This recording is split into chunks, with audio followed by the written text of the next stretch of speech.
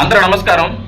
పోతే గత 5 రోజుల నుంచి కూడా విజయవాడ వరద బాధితులకి కూటమి ప్రభుత్వం ఎంతో సహాయపడుతూ గత 5 రోజుల నుంచి సీఎం చంద్రబాబు నాయుడు గారు, కూటమి ప్రభుత్వం, జనసేన ఎమ్మెల్యేలు కానీ, మంత్రులు కానీ, కూటమిలో ఉన్న మంత్రులు, ఎమ్మెల్యేలు కానీ గత 5 రోజులుగా 24/7 పనిచేస్తూ ఆ బాధితులకి అండగా నిలబడి వాళ్ళని రక్షించే, కాపాడే ప్రయత్నం చేస్తున్నారు. అయితే ఈ వైసీపీ మాత్రం దీన్ని ఒక రాజకీయం చేసి ప్రభుత్వం మీద బురద జల్లే ప్రయత్నం చేస్తున్నారు. చాలా సిగ్గుసేటు. ఇలాంటి పరిస్థితుల్లో ఇలా ప్రవర్తించడం అనేది, ఇలాంటి రాజకీయం చేయాలనేది చాలా సిగ్గుసేటు. సరే, ఆ విషయం పక్కన పెడితే నేను ఈ వీడియో ఎందుకు రికార్డ్ చేస్తున్నానంటే, చాలామంది సినిమాకు సంబంధించి హీరోలు, సెలబ్రిటీస్ చాలామంది సీఎం రిలీఫ్ ఫండ్కి వాళ్ళకు తోచిన సహాయం చేస్తున్నారు. నిన్న గత ముఖ్యమంత్రి పులివెందుల పులిబిడ్డ ₹1 కోటి ప్రకటించాడంట. ఒక పోస్ట్లో చూశాను, ₹1 కోటి ప్రకటించాను. దాన్ని సీఎం రిలీఫ్ ఫండ్కి ఇవ్వడంట.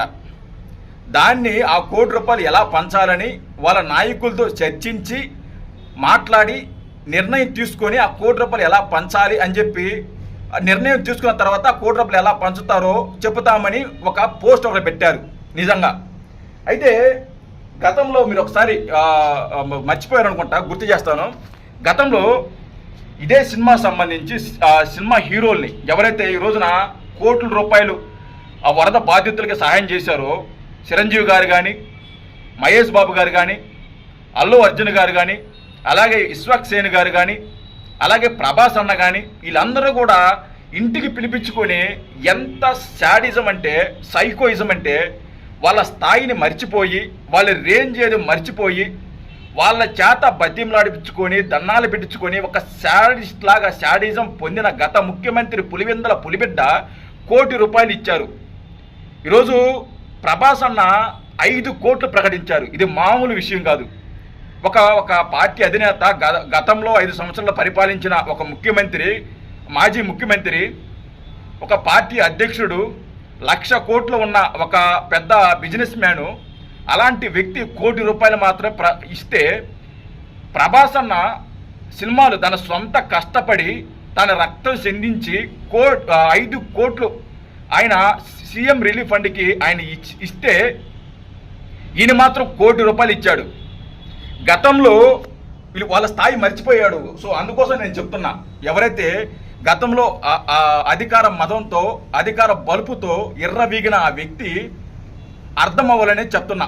ఆ నాయకులకు కానీ, లేకుంటే ఆ కార్యకర్తలకు కానీ, ఎర్రవీగిన కార్యకర్తలకు కానీ తెలియాలి ఎవరు గొప్పవాళ్ళు, ఎవరు గొప్పతనం అని తెలియాలి. ప్రభాస్ అన్న అనే ఆ రోజు ఇంటికి పిలిపించుకొని, గేట్ నుంచి నడిపించుకుని తీసుకొచ్చి కూర్చోబెట్టి దన్నాలు పెట్టించుకున్న ఆ సైకో ముఖ్యమంత్రి, గత ముఖ్యమంత్రి, ఈరోజు ఆయన స్థాయి, ప్రభాస్ అన్న స్థాయి ఏ రేంజ్లో ఉంది. ఆయన ₹5 కోట్లు ప్రకటించాడంటే ప్రభాస్ అన్న గొప్పవాడా, లేకుంటే అవినీతి కేసులో అవినీతి డబ్బు సంపాదించి ₹1 కోటి ప్రకటించిన వ్యక్తి గొప్పవాడా? ఒకసారి ఆలోచించండి. ₹5 కోట్లు అంటే మామూలు విషయం కాదు.